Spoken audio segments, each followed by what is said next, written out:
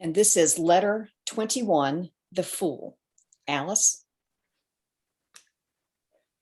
Well, here we are. We're reaching the end, very close to the end of this collection of letters. And we've come to the letter 21, which is represented by the Fool. This is where Tom Berg decided to place this card. He knew that it was controversial, that in the tarot deck, the Fool is represented by the number 0. So, or maybe in the other regular card deck, maybe that's where the Joker comes from. The Joker card is a card that can be used as a trump card wherever you want to put it. It's the Joker. It's the trickster, the surprise card. You don't know what it is. So he's decided to place it here. That's his, and he gives his apology and a defense of that, of why he placed it here. But Charlotte gave me a pop quiz before I had read this again. I hadn't read it for 20 years. And she said, okay, so Alice, what does the Fool card represent? What is it? What is it? What is it? And I was like, I don't know. I haven't opened it yet. And she said, love, amor. The letter shin, which of course she has taken as the icon, the letter shin, she has taken as the icon for her entire publishing company. So this is very important. And it is, in essence, that would be the Fool then becomes the icon and the, you might say the icon right here of the entire Hermetic work.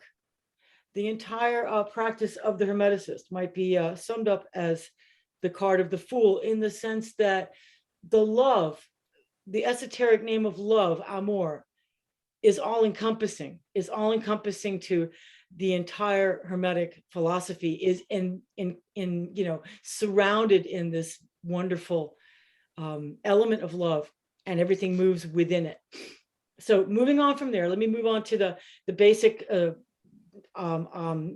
on the card, which is a man in baggy clothing. He has jester's bells around the yoke of his shoulders. There's a yoke of jester bells. He's walking, he's leaning on a staff. His left hand is crossing the front of the body and holding a staff with a cloth bag over his right shoulder, and he's turning 3/4 to the right. He points out that this is all symbolic of the left and right, the left hand, right hand path. He's holding a staff with a cloth bag, which is hanging. And he is attacked from behind by a dog. A dog is biting his trousers and threatening to rip them, but he is not making any effort to ward off the dog with the walking stick or with anything. So he is just allowing this to happen. He's passive, being attacked from behind. He's wearing a yellow bonnet. There's a red bell. There's bells. And he is dressed in the traditional medieval clown outfit or jester outfit, or he's also called a buffoon. So this is the Fool of God, is what Tom Berg calls him, the Fool of God. And later there's the Fool in spirit that he goes into, talking about being the Fool in spirit.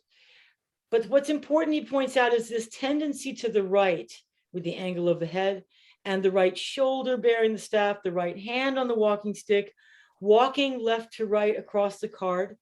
He points out that that is an indication of his direction. So then he moves into the archetypes of the Fool throughout literature and history.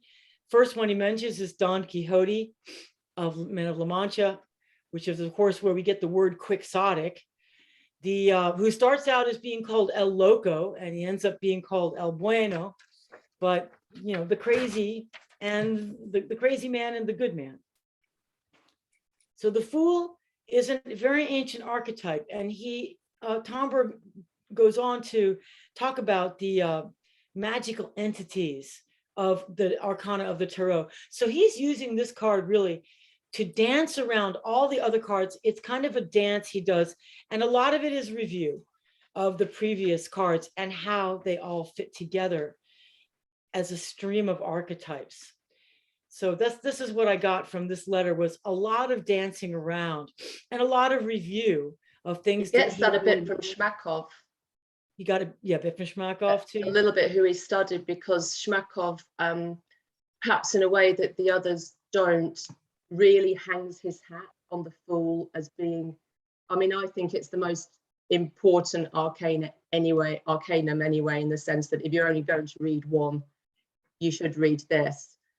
But in the Holy Book of Thoth of Shmakov, he does sort of go into every single arcanum as expressions of the Fool. So I think you're exactly right in what you say there. He's obviously picked up on this tradition, and also the very, very ancient underpinnings of the tradition, because I think one of the first archetypes of the wandering fool is found in the Zohar. And I think a lot of the Kabbalistic underpinnings to what we're studying come from that original fool, from the Kabbalah.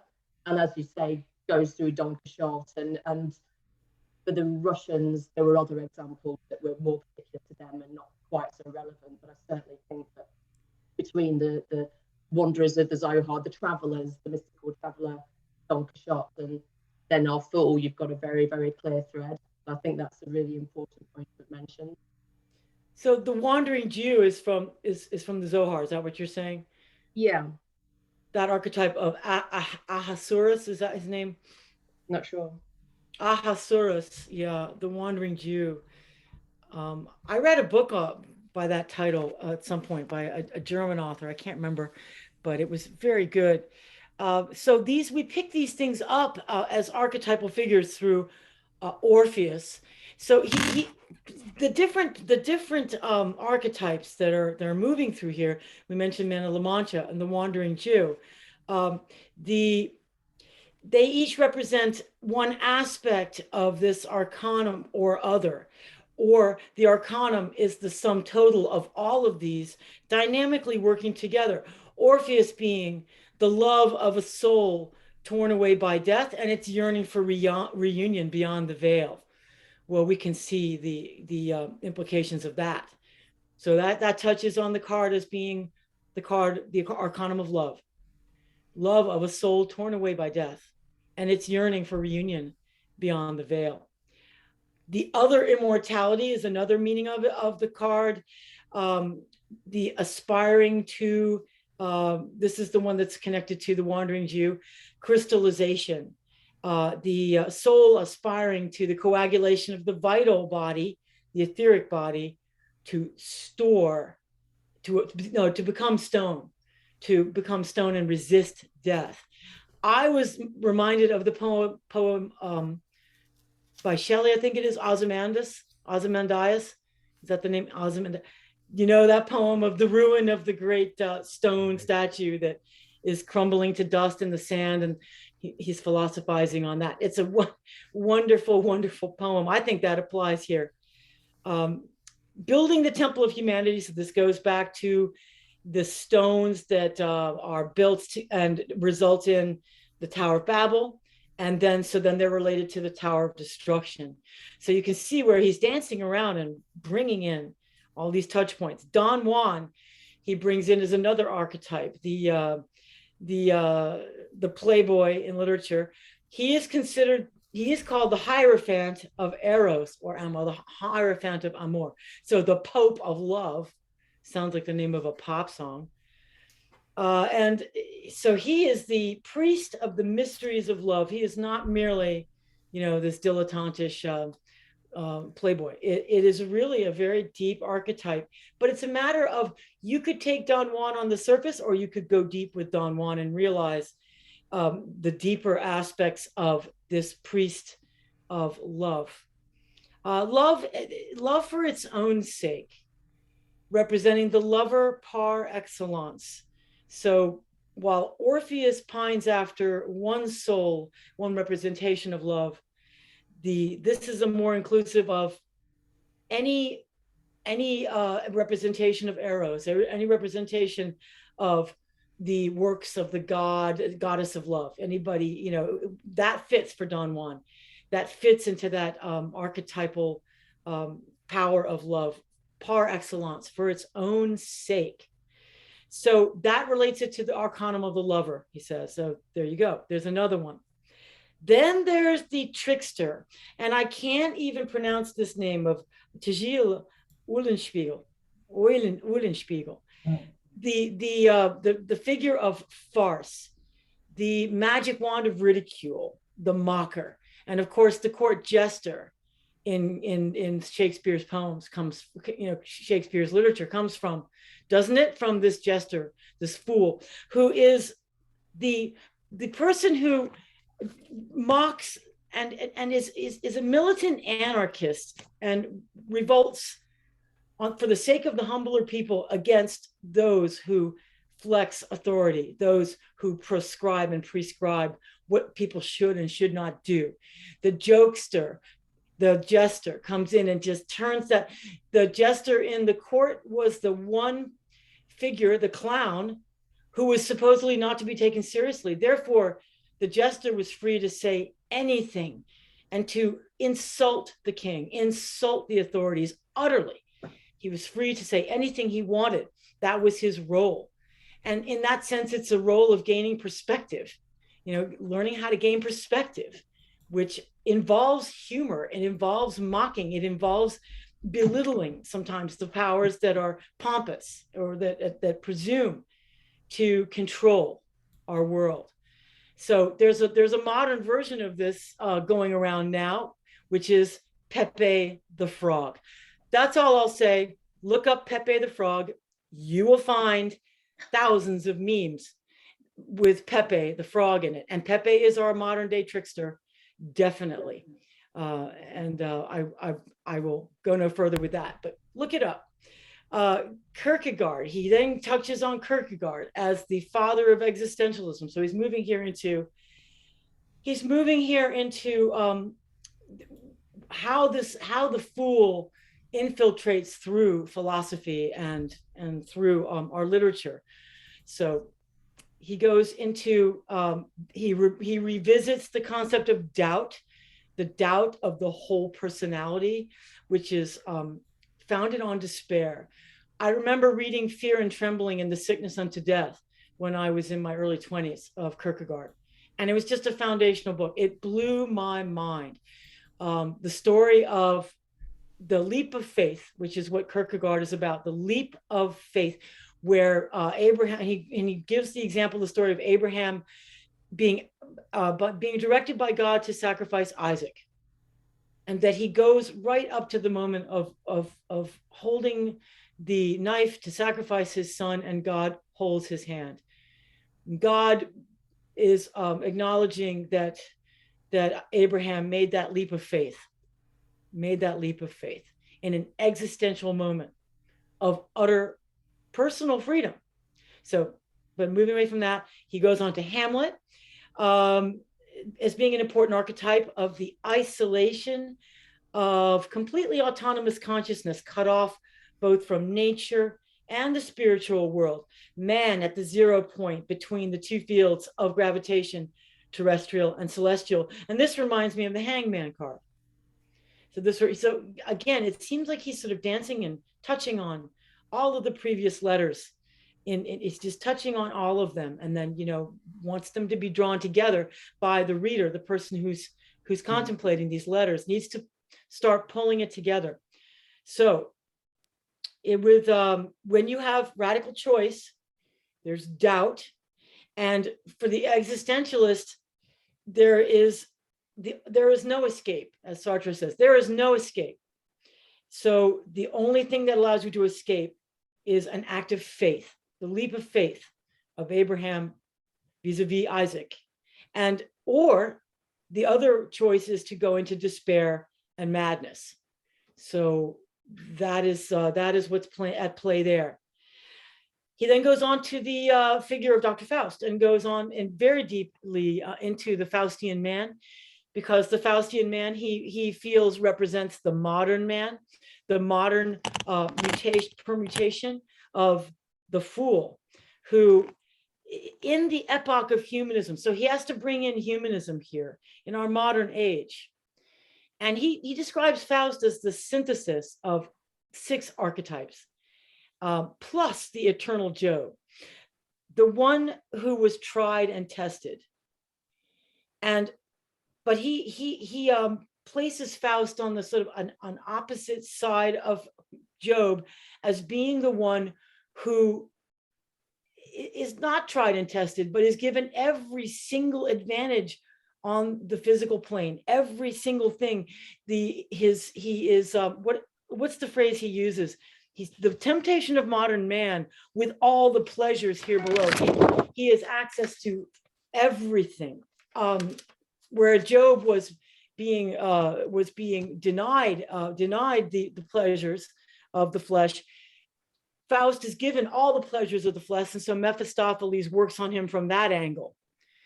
That if all of the powers and desires here below are satisfied by the prince of this world, then what? Then begins the trial of what Tomberg calls the trial of satisfied desires, which is that of Faust. So the Faustian trial, vis-a-vis, then he goes into how that relates to the occultist world, the world of occultists, which he sums up as being the difference between arbitrary magic, which would be the Faustian, do what thou wilt, versus divine magic, gnosis and mysticism of Christian Hermeticism. So then he will transform himself from, so I page 600 is where I touched on here, found something important. Let me find that. The page 600 back here. So then he will transform himself from a scholar into a sage, from a magician into a mage, from a Gnosticizer into a Gnostic, and from an amateur in the mysteries into a mystic. So be it. So that's what Tomberg has to say about where he feels the path of Christian Hermeticism takes the occultist. Okay, so I'll leave that alone. So the Fool, as personal consciousness giving way to cosmic consciousness, where the self, the ego, is no longer the author of the act of consciousness, but is its receiver, obedient to the law of poverty, obedience, and chastity. And of course, we heard about those vows very early on. So there's the double meaning, which of course we always have. And that relates to the two numbers as well, because with the zero, you've got with the zero, you've got the absolute consciousness, and then the 21 is the personal consciousness and working through the arcana to get to that point. Just to jump in, because you mentioned the two types of consciousness, and it is linked to the two numbers. Yes. So yes, and he talks about the 22, that the Fool could not be 22 because that's too static. But the 21 is a more dynamic. It has a lot of motion. Yeah, and it means, and Shmakov go into that more. I won't go into that now because you're in full flight, but they do explain more about the numerology. Charlotte has just published her book on Shmakov. That doesn't mean I understand it all, by the way. But she has translated Shmakov's work on the Holy Book of Thoth, the Emerald Tablet, and it's an extraordinary thing. I hope she shows it to us. There it is. It's a huge tome. She said she might have to put it into 2 volumes. She had to print it in that large format so that people could read it. Otherwise, the text would just be too small. Right? Yeah. Charlotte? Yeah, the one the Russian one, the text is minute, and I thought, well, nobody's going to read that, especially the footnotes, because he has about 800 footnotes. So I thought, no, it needs to be bigger. But it's very, very, very complicated, and I'm only just starting to get into that one as well. It's just an amazing accomplishment. So congratulations on that, on the publishing of that book in such short order with the Mebes book and the Rudnikova book. It's amazing. Charles, aren't you amazed at what Charlotte has done? No, Charles does books as well. Can't imagine how amazed. I've been promoting her, telling people about her. So. He has been. He's the first I heard. he blew the clarion trumpet to announce that your Yeah. book had come out. Was wonderful. And I thank you for that, Charles. I read that first and I was like, yes, it's exciting. So back to this personal consciousness emerging into cosmic consciousness. And I was quoting on page 603. So yeah, the greater manas, the manas buddhai. So this goes into the task of this Arcanum, and he goes over and over it, is the task of the alchemical synthesis of intellectual of intellectuality with spirituality, and that this alchemical fusion is the philosopher's stone, and that is the goal. So he says that, in other words, the tarot Arcanum, the Fool, is related to the transformation of the personal consciousness into cosmic consciousness, where the self-ego is no longer the author of the act of consciousness, but is its receiver, obedient to the law of poverty, obedience, and chastity. And I read that again because I think that was a very important concept. He talks about the warning here. There's the model and the warning. So the model of the Fool is that of elevated consciousness, transcendental consciousness, which is radical freedom. But the danger is the descent into madness, the descent into, through, I would imagine, spiritual megalomania, the Chariot card. Spiritual megalomania always is a danger. And so one can fall from that state of transcendental consciousness into madness quite easily. And this is a warning. So he describes this as the two modes of sacrificing the intellect. He's going into the mode, the method, which he calls the sacrificium intellectus. So that is either the choice is to place the intellect in the service of transcendental consciousness, or to abandon the intellect altogether.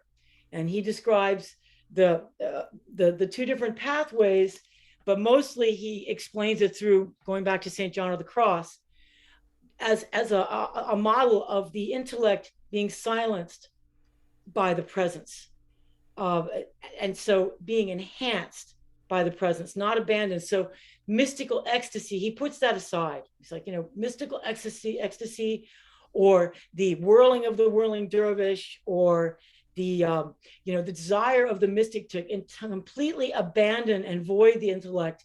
He says this is not what we're talking about. We're talking about is the absorption of the intellect entirely by the divine presence, the absolute light, moving the consciousness into the cloud of unknowing, that darkness, the mystical darkness, and emerging on the other side with an intellect which is endowed with new tendencies and has a direct imprint of divine and absolute truth. And this is a working of the reworking of the will underlying conscious thought. So it's a very much an activity which moves the intellect into a higher gear. Excuse me, frog in my throat. So the dervish, or the merely ecstatic mystic, does not pass beyond the intellectual consciousness, but rather just dispenses with it. So he wanted to illustrate that. The Fool, so the Fool is the Arcanum of the marriage or conjunction of opposites. The discursive intellectuality with illuminative spirituality. So I'll read from page 605 if you're following along. The entire history of Hermeticism through the course of the ages is that of continuous inspiration from century to century, on the one hand, and the active response of human intelligence from century to century on the other hand.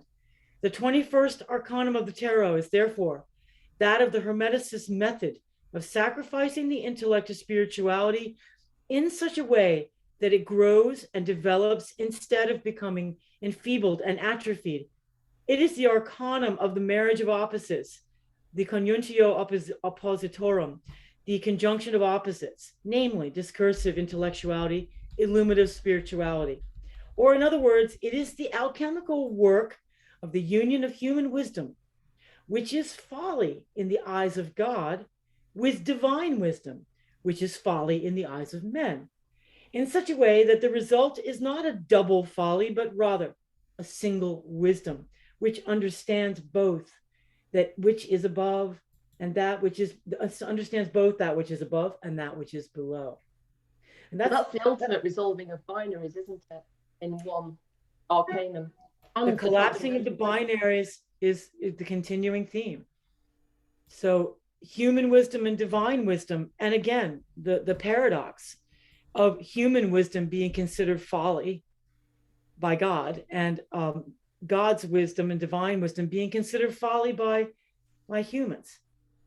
So there's a mystery right there. So then he goes on into, he goes deeply, and I'm going to just skirt over this quickly, because he revisits the the relationship between intellectuality and spirituality on the historical plane, which always concerns a hermeticist. He skirts over paganism, natural philosophy, Hellenism, Judaism, which is the magical transformation of the world awaited for through messianic prophecy, and then the cross of Christ, which can be understood only through the cross of revelation, which is miracle, and wisdom, immanent logos. So let me move on from that. Cooperation. He talks about this binary, which first starts out as a complete binary, and then it begins to blend into a parallelism. So within the individual consciousness, I would say one begins to be able to embrace these paradoxes. One begins to let them co-inhere within one's consciousness, so they can just hang together and play together, even though they seem to contradict each other on the logical level. On the level of pure formal logic, they don't hang. But you just let them sort of marinate there. I'm trying to put this in my own words. You let this marinate in the consciousness, and then eventually this parallelism becomes channeled down into a fusion of these types of understanding, the spiritual and the intellectual. They become fused, and this alchemical work is the work of what he calls the Philosopher's Stone, which is the be-all and end-all goal of the esotericist work. Hermes Trismegistus, he gives a quote from him on page 607, which I thought was extraordinary. The Philosopher's Stone of spiritual alchemy is described in the Emerald Tablet of Hermes Trismegistus as follows: the father thereof is the sun, the mother the moon. The wind carried it in its womb. The earth is the nurse thereof. It is the father of all works of wonder, thelema, throughout the whole world. The power thereof is perfect, if it be cast onto earth. It will separate the element of earth from that of fire, the subtle from the gross, gently and with great sagacity. It doth ascend from earth to heaven. Again, it doth descend to earth, and uniteth in itself the force from things superior and things inferior. This means to say that the process of induction, which ascends from earth to heaven, and that of deduction, which descends to earth, the process of prayer, which ascends from earth to heaven, and that of revelation, which descends to earth, i.e., human endeavor and the action of grace from above, unite and become a complete circle, which contracts and concentrates to become a point where the ascent and descent are simultaneous and coincide. And this point is the Philosopher's Stone, the principle of the identity of the human and divine, of humanism and prophetism, intelligence and revelation, and intellectuality and spirituality combined. So that's a wonderful quote. It's just full. And this is his unpacking of what Hermes Trismegistus is saying there. So Charlotte, do you have anything to add to that? Not to that in particular. I was sort of thinking ahead as you were speaking to when he's talking about the principle of the avatar, which he talks about the principle of the avatar, which comes down, and then the principle of the Buddha, which is working upwards. So when you were talking about the parallel channels, that was what I had in my mind, that section. I don't know if you're going to come to that. Oh yeah, yeah. I thought you would. So. And let me just skip ahead now, because it can just get to, he is doing a lot of going over what he's gone over before, dancing through it all, and it's lovely to watch the dance. But it is a revisiting of the earlier letters. Like you said, if you were to read this one letter as the cliff notes of the entire Meditations on the Tarot, you might be able to do that. I would say that would be done with great difficulty, but you might be able to do that. So he goes on. He revisits the working of spirituality, intellectuality, as they filter down through Plato and Aristotle, through the Greek fathers, et cetera, as revealed through truths, through the channels of scholasticism, where the great human endeavor continues to achieve the synthesis of intellectuality and spirituality, where philosophy is the servant of theology. The alchemical work coming to full fusion, though, was not achieved by the scholastics, so he moves on from that. The alchemical marriage of the sun and the moon, the philosopher's stone, goes above and beyond what the scholastics achieved. He then goes on to talk about the spirits, the guardians of the spiritual work. The guardians of the spiritual work is to me another word for the Hermeticist, because they must be familiar with the study of the heritage of the past. They must understand the value of continuous creative endeavor, aiming at the advancement of the great work, the living tradition, which deepens and elevates and increases always. They are the guardians. The Hermeticist is the guardian of that pathway. And so there's always a collaboration of revelation and humanism. And that is where he goes into the discussion of the avatars, the imams, and the Buddhas. But he tells, there's a little interesting aside here where he talks about how important it is to acknowledge and encourage the climate of expectation in the world, that there's a climate of expectation in the world amongst humanity.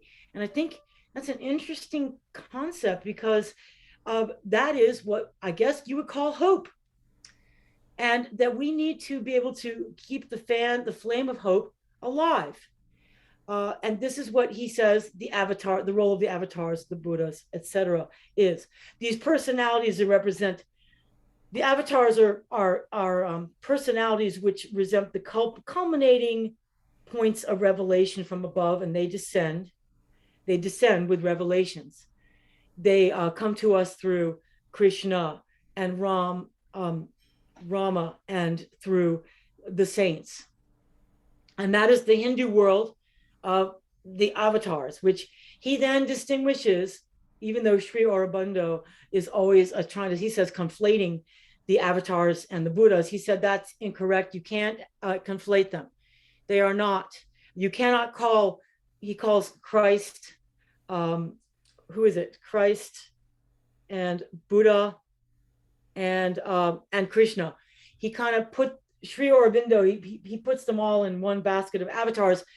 And Talmberg argues that you can't do that. The avatars are a descent from heaven.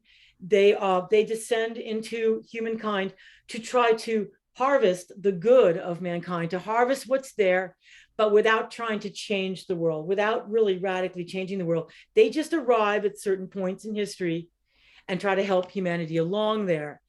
The Buddhas represent, he says, the culmination in the points of the epochs where human consciousness has developed to a certain ripening. There's a certain arising or awakening represented by the Buddhas, and there can be more than one Buddha. There are bodhisattvas who then become Buddhas. This is the righteous man, the tzaddik. And so he distinguishes between the saints and the righteous men, that the this is more along the lines of pure humanism, he would call it, which is what Buddhism arises from, that the eightfold path of wisdom is the arising and awakening of human wisdom to that point of arising for giving, offering the path, the right-hand path to mankind through the Buddha. So the faith, then he goes into talking about the two loves. The two loves are the love of God and the love of neighbor in Christianity. The two faiths are the faith in God and the faith in man.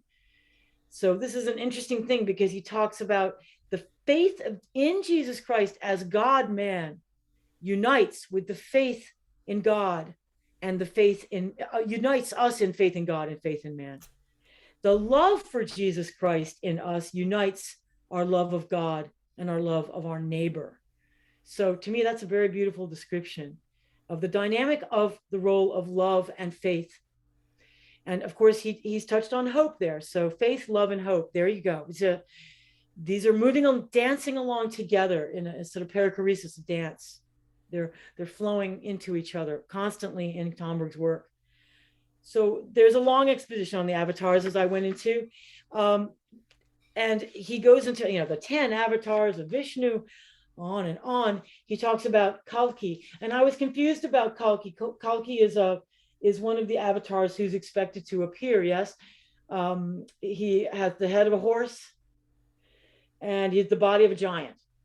And I was going to ask Charlotte to explicate that a little bit if you know more about that. No, I don't know more about that. Dance along with this.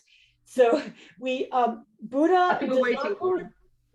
Yeah. Kalki is in the realm of the Hindu deities. It's their expected avatar. So I think he wanted to just touch on the idea of the avatars. So Buddha as the awakened man, the eightfold path as a new understanding of human experience. The Buddha's teaching is all about the human experience. It's about humanism. And so Buddha, therefore, is not an avatar. And that's where Tomberg's making his argument. Jesus Christ is not an avatar either, according to Tomberg, because Jesus's expiatory sacrifice for fallen mankind and the transformation and redemption of the fallen world goes beyond the ken of the avatar's liberation of the good from in the world. Without attempting to transform the fallen world, the avatar his role is circumscribed by this liberation of the good. This is Tomberg talking, so I don't pretend that I am that expert on avatars. I'm not, but he is trying to unthread Jesus Christ from this whole thing because he's talking about the germination of the Christic seed in human nature. That this is an arcanum about the alchemical fusion, the Christianization of mankind. This is where he brings it back to the Christian path of Hermeticism, that Jesus Christ is God and man fused, and therefore is representative of spirituality and intellectuality, coming down into the historical plane in a state of fusion in the embodiment of Jesus Christ. And this is an embodiment of Christ consciousness. It's awakening of a certain Buddhic consciousness, the greater mind, the metanoia, the Buddhas, the manas. It is the awakening of the greater mind, but it is also coming through the pathway of love.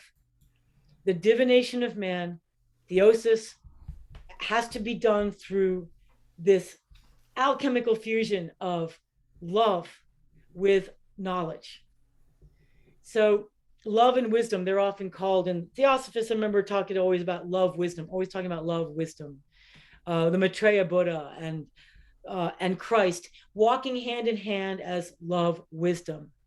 And I always thought that's just a little clunky, that's a bit clunky, to be trying to fuse the Maitreya Buddha with Jesus or Sophia. So, Christ, Sophia. So it's a little clunky when it gets into the head. So it's important what Tomberg's doing here with constantly interjecting the dance, the importance of love in this dance. Amor, the fool. It's so important. This fusion of the avatar and the Buddha principle into a single personality. Then he goes on to a big talk about the fusion of the prayer of fire, prayer as fire, and then prayer in the form of meditation as water. So water being the receptive version of meditation, being receptive version of prayer, prayer being the fiery active version. And there's that upward and downward movement again. The sun and moon, fire and water, which of course Charlotte has spoken to us about endlessly, that fire and water mystery, that fusion. I think we're getting back to that, right, Charlotte? Mm-hmm. Fiery water. So he goes back into talking about St. Ignatius, as St. Ignatius being an example of the fool in spirit who undergoes the hygienic experience. I don't pretend to understand what this is about. I'm not that familiar with St. Ignatius and his path. So, but he's trying to talk about that intermediary who hangs between the divine and the human world. Again, to me, that's recalling the hangman. So the fool and the hangman seem to me to be very intimately related figures. On the inner plane, so he goes back to talking about the individual experience of spiritual versus intellectual, parallelism, cooperation, fusion, the philosopher's stone, spiritual alchemy, formal logic yielding to organic logic, which yields to moral logic as part of this process. This is, again, another quick summation, Cliff Notes version of what he's always been talking about throughout the letters. Then he goes big time into talking about mystical prayer and meditation as that process of divine respiration, how important that is. The head and the heart united in meditation and prayer. This activity, the respiration of what he calls, would be the genesis of love, creative love, and the immortality of created beings, which is the fruits of meditation. The fruits of meditation, and you can go read on page 619, he goes into metaphysics. I think that's very important. The metaphysics are what are grasped through practice of meditation. The direct knowledge of eternal and immutable principles must be grasped through the expanded consciousness, the enabling consciousness of what meditation brings in deepening our understanding. Metaphysics cannot be understood like physical physics does in a physics class. Metaphysics. And my argument has been that the problem with Christianity for a very long time, I would argue since meditation fell out of the practices in the Middle Ages, they're now coming back in, but since meditation was dropped and that deepening through direct knowledge of metaphysics has then also fallen apart, and that Christian metaphysics is absolutely goopy, gooey, and non-existent. And there is nothing to hang on the skeleton of Christianity unless you have the metaphysics as the muscular structure and the internal structure of the skeleton. You must have that in order to hang all the principles of Christianity. I would argue this is why a lot of Christians have just fallen away, because it just doesn't jibe with the stories. To them just don't jibe with their understanding of metaphysics or physics. So that's just one of my arguments. The deepening of the divine mysteries through the Kabbalistic practices, through the Zohar as a source. He talks about these different methodologies of where the fruits of meditation come and to what end they are sought. And in Christian meditation, he specifically describes our deepening of the understanding of Holy Scripture and the creation through our consciousness of Jesus's work of redemption, through the 7 stages of the Passion. That's a very specific thing. And if you've never meditated on the 7 stages of the Passion, I recommend that you do, because it's great richness there, great richness to be achieved through the working on those, each of the 7 stages of the Passion. So in sum, the Hermeticist path, though, is the fruits of meditation. There, he just blows it wide open. He says, it is to advance the work of the alchemical transformation of mankind. And it starts at the beginning in contemplation of the 7 days of creation, moves into the 7 stages of the fall, the 7 miracles of St. John Gospel, the 7 I ams of Jesus concerning himself, the statements of Jesus concerning himself, the 7 words of Jesus crucified, and the 7 stages of the Passion. If that doesn't give you enough material for a lifetime of meditative studies, I don't know what does, but that's his summation at the end of this.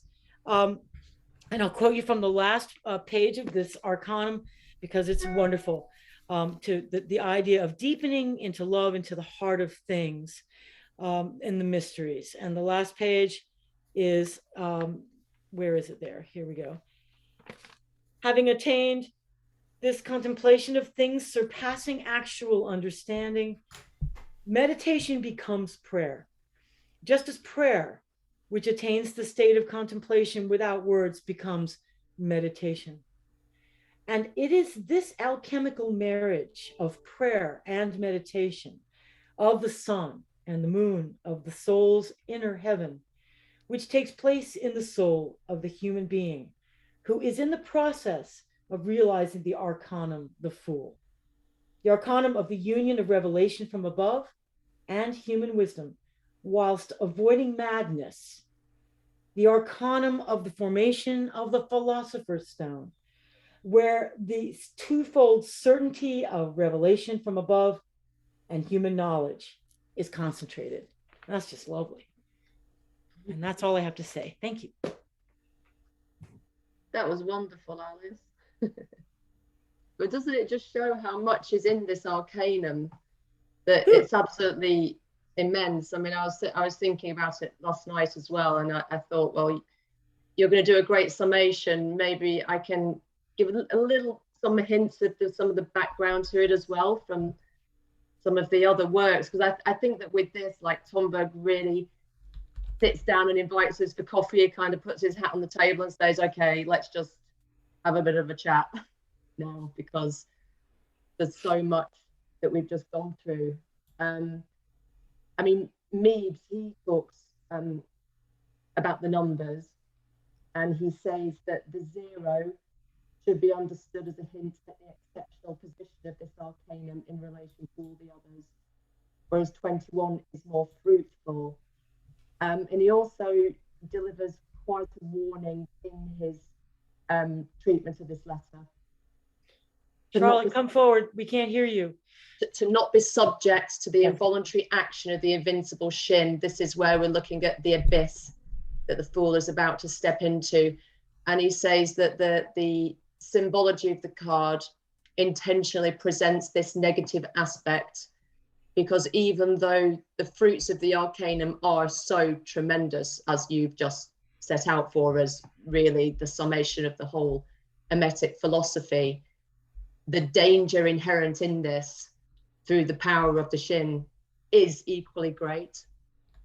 And just as the esoteric name of the Fool is love, we're reminded that we fall in love into this abyss, which is clearly shown on the card. And Mebes also mentions the Fool's hat and says, don't let somebody else put the Fool's hat upon you. Be the master of the hat. You be the one that puts the hat upon yourself or onto somebody else, because once you're engaged in this study and you're on this walk, there is a hat. And either you will have control of it or somebody else, but you know, there's a great personal responsibility here with the Arcanum. He says it is a terrible Arcanum, and that to apply it ineptly or in the wrong time is actually to delay the course of world evolution, because we're in the process of aligning our personal consciousness with the divine. And obviously, if you hit the mark there, the potential for personal power is tremendous, but that's not the point. It's to reintegrate with the divine. But it says at the same time, the highest, most powerful synthetic pentagram of the astral, which is the yod-heh-shin-vau, the tetragrammaton with the shin in the middle, precisely by its sign shin, gives itself the possibility of incarnation. It's a reference point to the atonement of human collectivities, and consequently the reintegration of the primary perfect man. So that's referring to what we've looked at in the past as the redeemer cliche. So the tetragrammaton with the shin inserted, the God man. And he says that regarding the number 21, that we require all the previous 20 arcana so that we don't fall into the trap of the abyss. So that it's in order for the Fool of Shin to lead us to the triumph of the Rosicrucian reintegration by the process of the full threefold application of the great arcanum of magic, mysticism, gnosis, and magic. So I think that your emphasis on recapping all of the other arcana in this was absolutely correct, because that is exactly what we're supposed to do. That is the whole point of this. We're also reminded that the mantle of the Fool is what helps us to traverse the belt of lies, the zone of delusion. The reminder that the zone of delusion is out there, so don't be the foolish fool. But at the same time, the Fool, like the Don Juan, has the innocence to enable us to cross that. We've already talked about the binary being inherent in the Fool and its synthesis. And then he says the fall is metaphysically fast, but the rebirth is metaphysically slow. So there's another warning, and just bearing in mind that what can be a lightning process at some stages can take lifetimes when it comes to actually returning. Shmakov, I'll just a little couple of outtakes from this, because as I mentioned, this is his kind of everything is the Fool, and he says Arcanum 0 or Arcanum 21 together with the world, the next one 22, together represents the final synthesis. And Arcanum 0 is the teaching of the absolute world first cause of the one reality. I won't go any more into what he says because I think it's too complicated.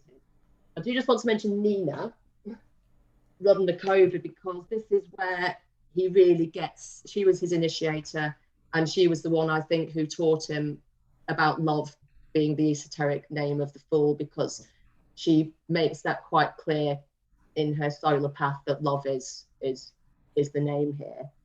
And she again talks about the negative aspect.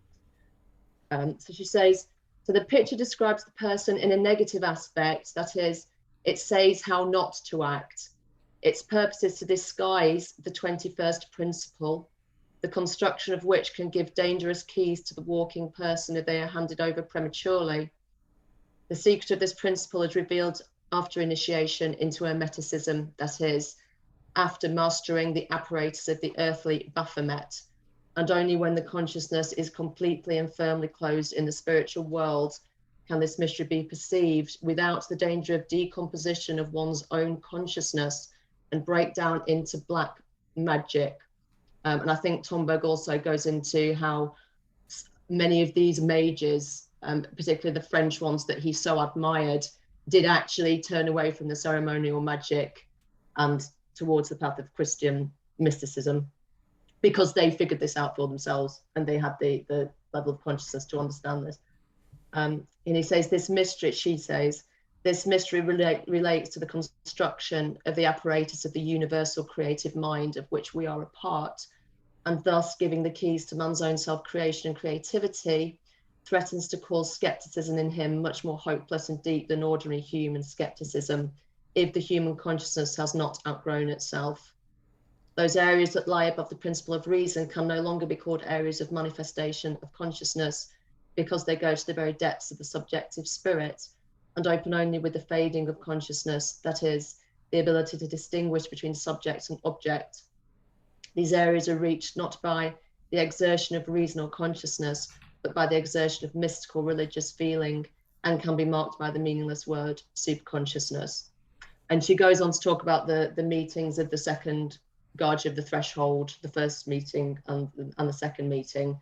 I mean, the whole of her Arcanum is about love. So if you do have, I mean, I could send this round actually to people if they haven't got the book, just an extract from her Fool, because I do think it really helps us understand what some of what Tom Berg was alluding to, but also some of the dangers which he maybe doesn't bring out quite so much. Probably because he's already got us there by safe means in his own book.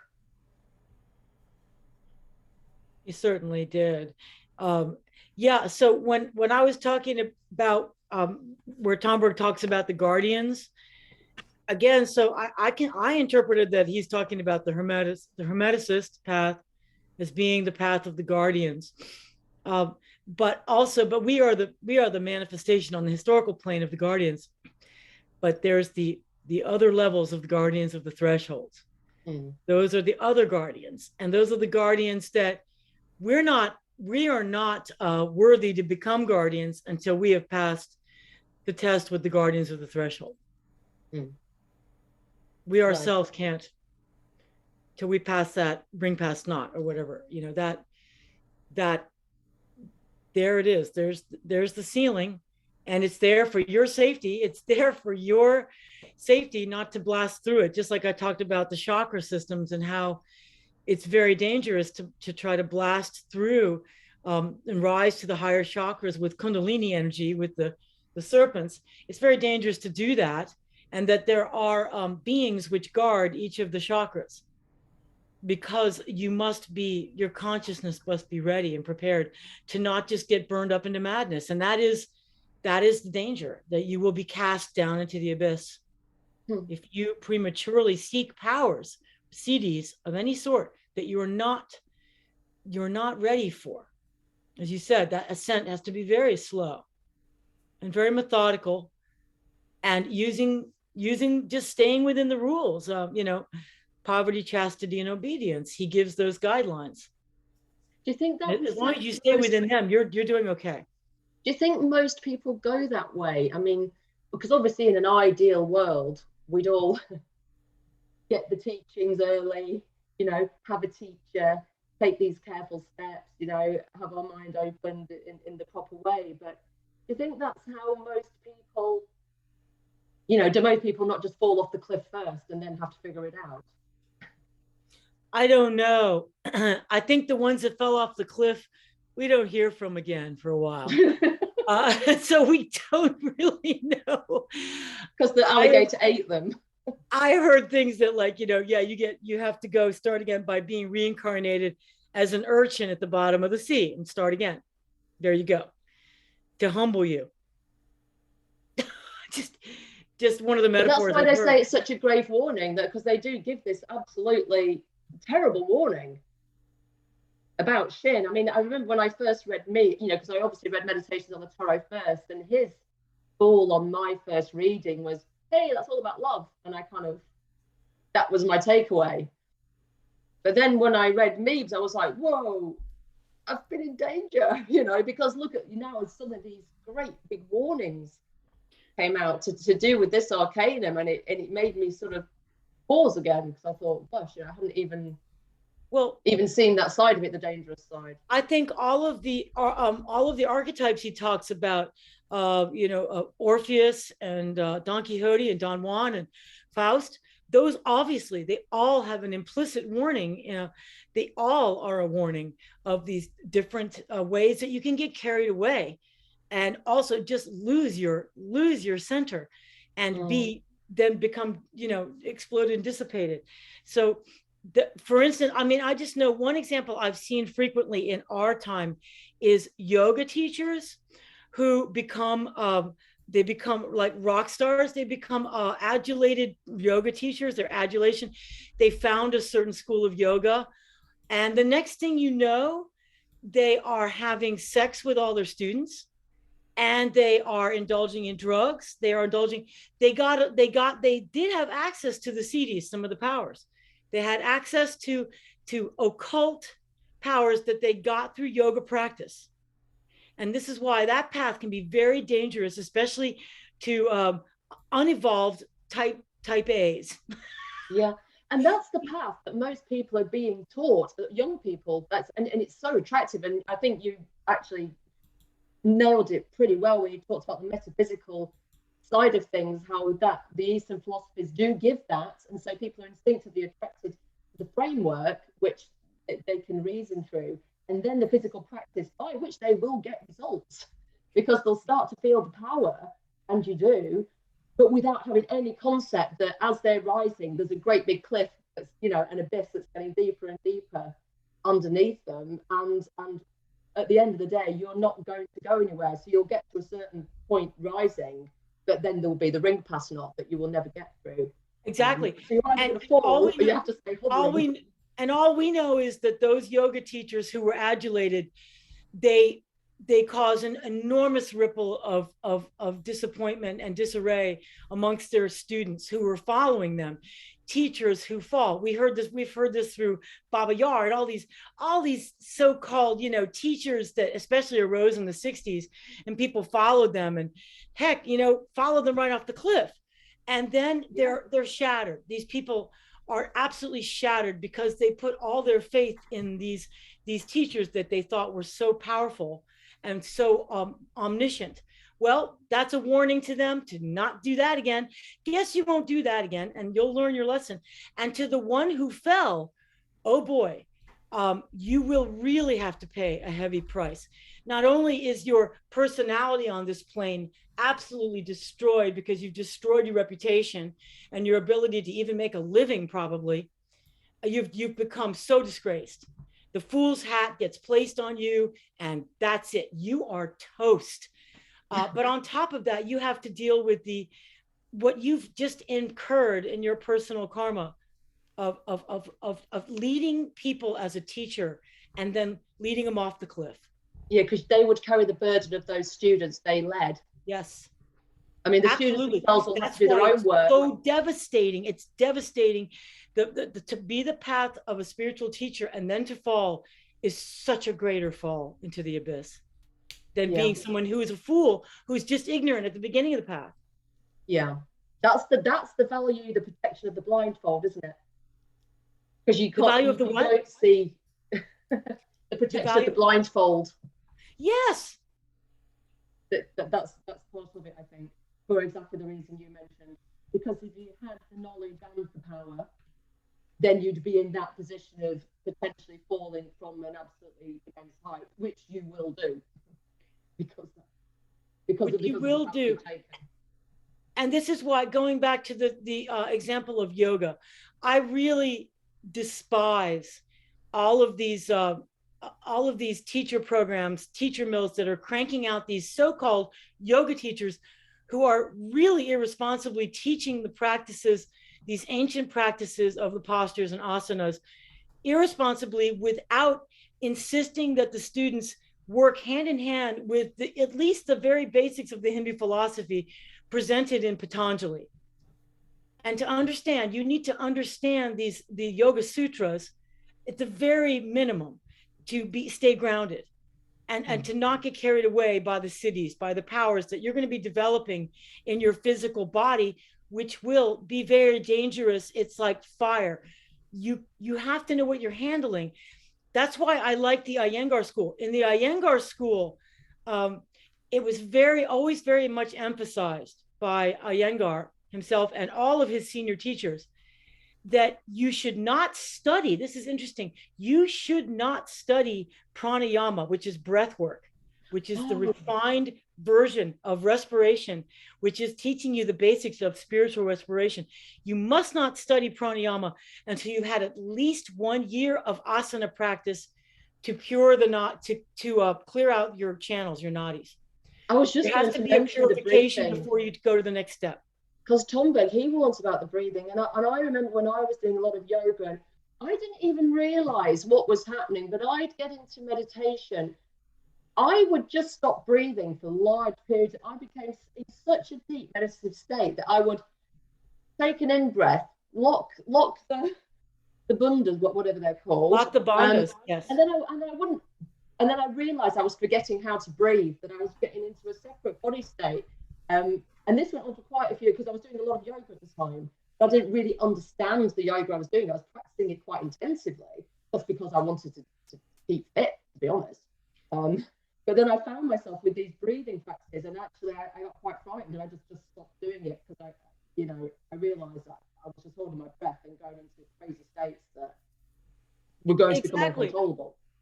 what you were practicing was the art of kumbhaka, which is breath retention, and it is very powerful, where you learn to hold the breath inside these two bandhas, the Jalandhara bandha and the root chakra and the root bandha, mula bandha. You lock these down and hold.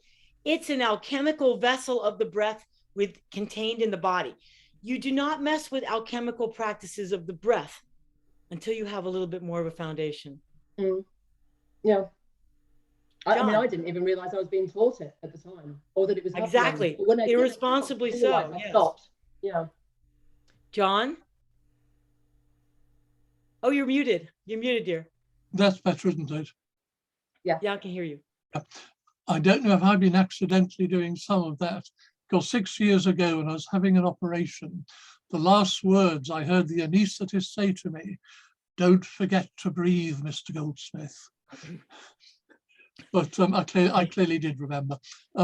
What I really wanted to say is that throughout virtually the whole course of this session, I've been thinking, is there a connection between the Fool and the Arcanum Justice?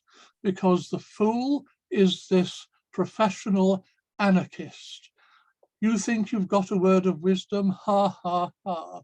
You think there's this authority, ha, ha, ha, and so on. And all those arcana, the arcanum of the Pope, ecclesiastical authority, well, we all know how to dispose of that. The arcanum of the lovers, well, love is wonderful and it can also be utterly trivial and degrading. And so the Fool has got this incredibly important vocation to say, is this really what it seems, or is it just a trick? Are you kidding yourselves, dear? But then comes along justice.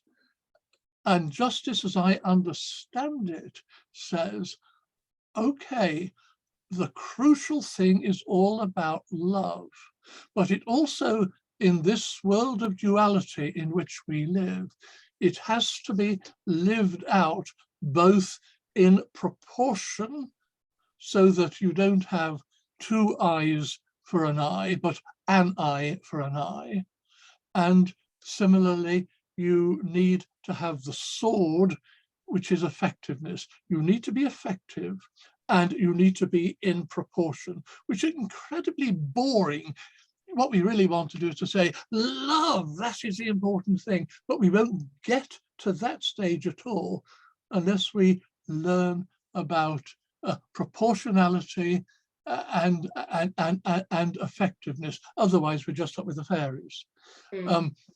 So I just wondered if anyone has seen a connection between the Fool and justice, who seem to complement each other absolutely brilliantly. And by the way, Tomberg is so wrong. Look at the picture at the front of this arcanum. The dog isn't attacking him. The dog is jumping up at him. When dogs jump up at you like this, they are being friendly. If they are wanting to attack you, they go low. Ah! But it's distracting him. It is distracting him just at the crucial moment.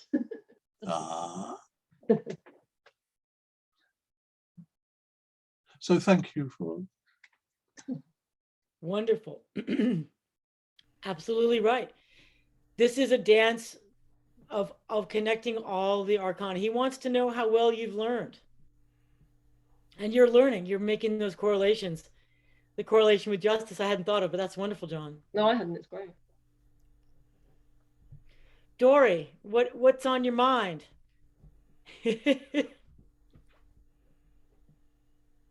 You're muted. It does come across with a message. That's good. The one thing I had read this week, and this was a meditation that Richard Rohr had, and talking about Paul. And for Paul, the code words for non-dual thinking are foolishness and folly. And he said, in effect, my thinking is foolishness to you. And he goes into the folly of the cross breaks down the dualistic mind. And, because on the cross, God took the one thing that, the killing of the God human, and made it into the best thing, and the very redemption of the world, and then the compassionate holding of essential meaninglessness of Jesus on the cross, and that just breaking down this dualism.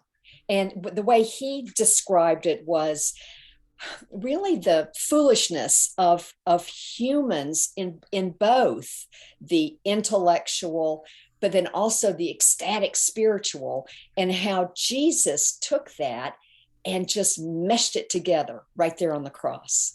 And that just made this come alive for me, having read that in those terms, or the Pauline terms of that. So thank you.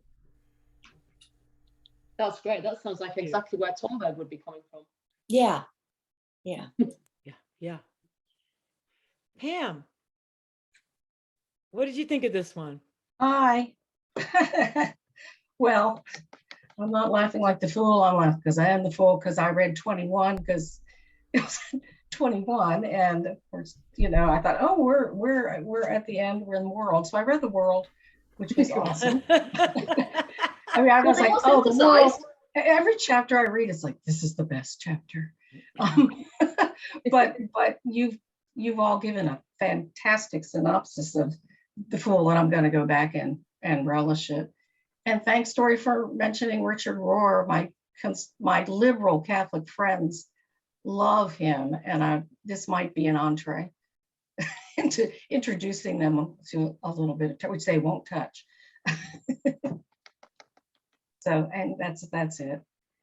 I've been busy as a grandmother. I'm getting to watch my grandson in the mornings, and took off for y'all. So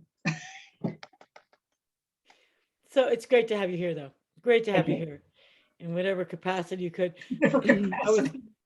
I was floating in and out of the or no capacity all weekend. Yeah. Okay. Yeah, go back and read The Fool. Oh, with the wisdom that you gain from the World card. That should be interesting.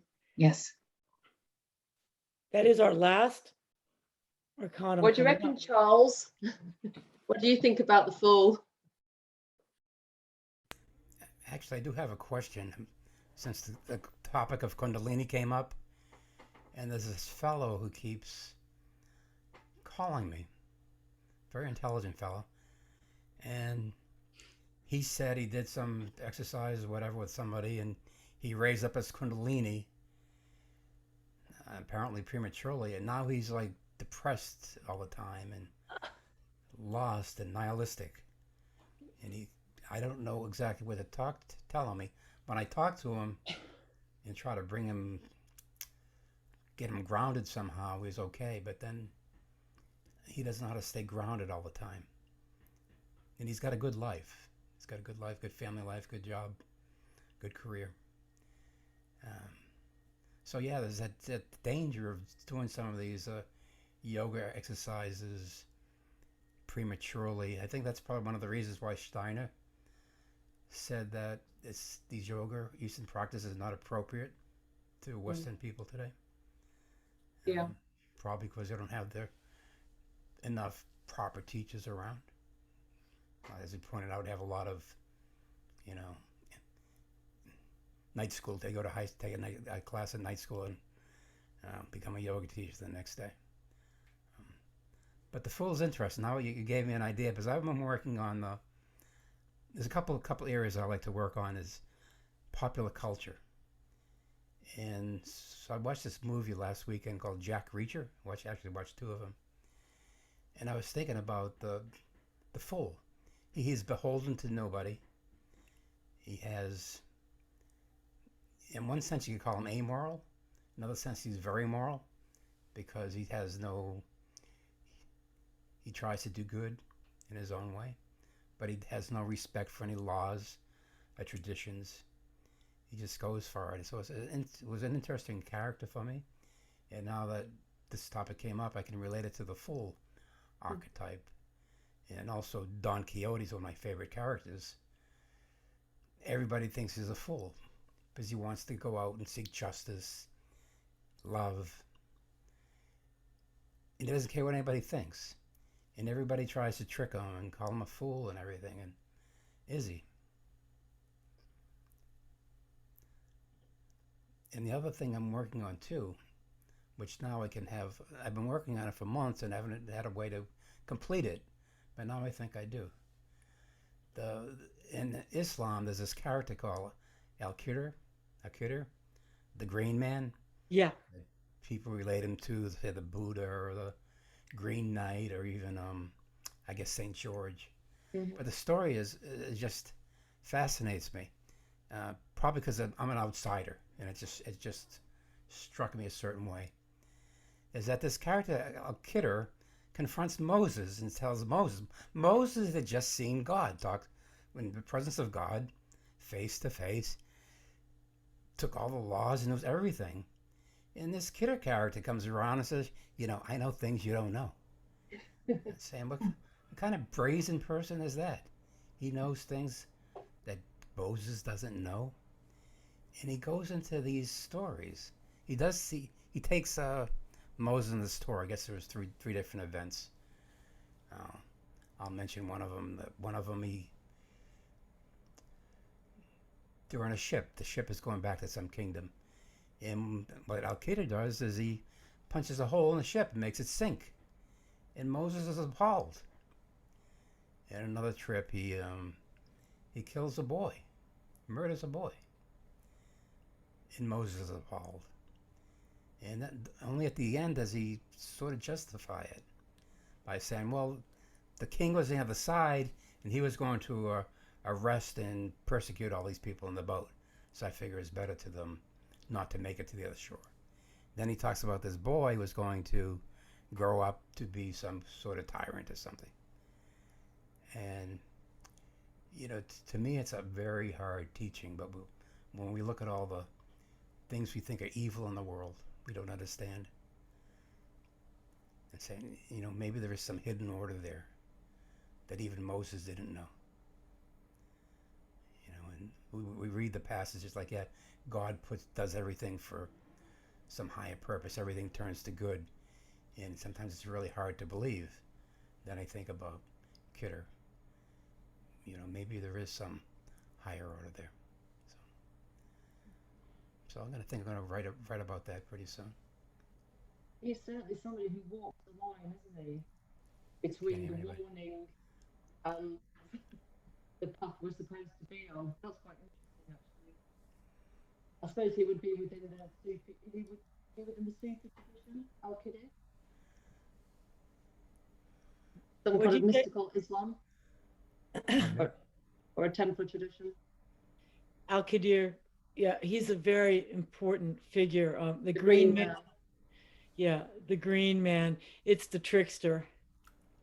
And the Knight as well. And the Knight and the Green Knight. There's a new movie called The Green Knight that just came out, which has an Al-Qadr figure in it. Mm-hmm. Definitely. The Green Knight is who just barges into the Christmas dinner and challenges the hero. And it's all one big illusion. It's a wonderful movie. It's a new. Has anybody seen that one yet? The Green Knight? No, it sounds good. It sounds good. Mark Wilson, who's our guy here, he recommended he'd seen it, and I went and said, oh, it's wonderful. It's a beautiful thing to observe. It's very beautifully done too. So is it a remake of an older film? Obviously, it's a very old story. It's a remake of it's a Lancelot story. Yeah. It's Lancelot and Guinevere. It's that story as told through a lens. Yeah. I realized it was Arthurian, but I didn't know there was a new version. That sounds like 12. Yeah, there's a new version. It came out in 2020, surprisingly enough. Okay. Is that Netflix? I found it on Amazon, I think. I'll find it. I don't like Netflix very much. I use it. I think it's a necessary evil. I don't like it though. That's interesting to bring Al-Qadr into it though, because that kind of takes the fool into a more serious territory. He has got the fool characteristics, but I think it shows us definitely a bit of the Templar tradition, which is the spiritual stream that this work is, rooted in. The what Especially from tradition? Russia. Charlotte? Can you say that again? What that tradition was you're talking about? Alkida? Templar, Oh, the Templar, right? the Rosicrucian Templar. Certainly, as far as Russia is concerned, the Templar tradition persisted at least, through the start of the Cold War. So for the spiritual stream, or this part of it that we're working in, that's really important because it persisted when other things possibly dropped off. I am going to head and stop the recording because it's going to be using more Yeah. space than we may have.